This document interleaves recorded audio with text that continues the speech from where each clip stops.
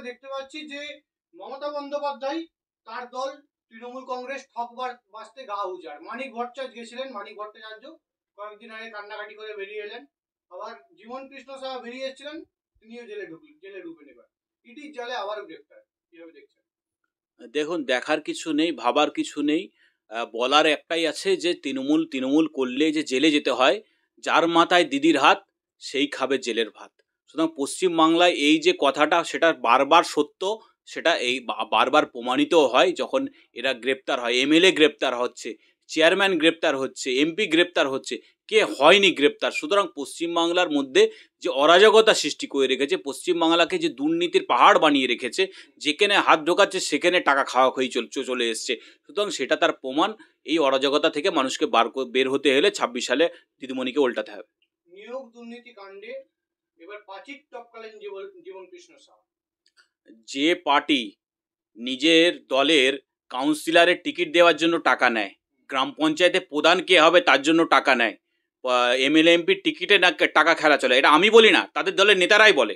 সুতরাং সেই পার্টিতে এমএলএ এমপি হওয়ার পরে, চেয়ারম্যান হওয়ার পরে, পঞ্চায়েত মেম্বার হওয়ার পরে, প্রধান হওয়ার পরে কেউ চুরি করবে না, এটা ভাবনার অতীত। এরা কেউ তো এরকম নয় যে এদের পেট আগে থেকে ভরা আছে, এরা তো পেট খালি এদের। এরা জীবনে কিছু করতে পারে না। একটা চাকরির গ্রুপ ডির পরীক্ষা দিলে সবার শেষে নাম আসতো কিনা সন্দেহ আছে। তো তারা করছে পার্টি, তারা মানুষের অ্যাডমিনিস্ট্রেশন দেখতে আসছে। দুর্নীতিগ্রস্ত সমস্ত দুর্নীতির আখড়া তৃণমূল, তাই এই পরিণতি। পাঁচিট, আমার মনে হয় পাঁচিট টপকানোর জন্য একটু প্র্যাকটিস দরকার ছিল। যে প্র্যাকটিসটা মাঠে করা উচিত, ভোরবেলায় করা উচিত, সেই প্র্যাকটিসটা করেনি বলে পাঁচিলটা টপকাতে পারেনি। আমার মনে হয় প্র্যাকটিসটা যদি একটু ভালো মতন করতো, তাহলে যাই 20, 30, 25 ফুটের যা পাঁচিল আছে আমার মনে হয় টপকে ফেলতে পারতো। হ্যাঁ, হতেই পারে, মেপে দেখতে হবে ফিতে। ব্যাপার হচ্ছে যে এরা তো নিজের ভেতরে, বাড়ির ভেতরে কি হচ্ছে কাউকে দেখতে দিতে চায় না। এরা তো ওপেন টু অল না, এরা পাবলিক পিপল রিপ্রেজেন্টেটিভ, কিন্তু এরা মানুষের সঙ্গে দেখা করে না, মানুষের সুখে দুঃখে থাকে না, মানুষ এদের বাড়ির দিকে চাইতে পারে না। কারণ এরা বাড়ির ভেতরে হোক বাইরে হোক, টাকার নোট গোনা থেকে শুরু করে অসাধু কাজকর্ম থেকে শুরু করে সব কিছুতে এরা জড়িত। তো ব্যাপার হচ্ছে যে কালো টাকাকে সাদা করতে গেলে আত্মীয়র নামে অ্যাকাউন্ট খুলতে হয়, এ তো বহু পুরনো ঘটনা। হ্যাঁ, বাড়ির কাজের লোকের নামে অ্যাকাউন্ট, মাঝে মাঝে কুকুরের নামে অ্যাকাউন্ট। তো সুতরাং পশ্চিমবাংলায় আর বাকিটা কি আছে? তৃণমূল কালো টাকা সাদা করার জন্য করছে এসব।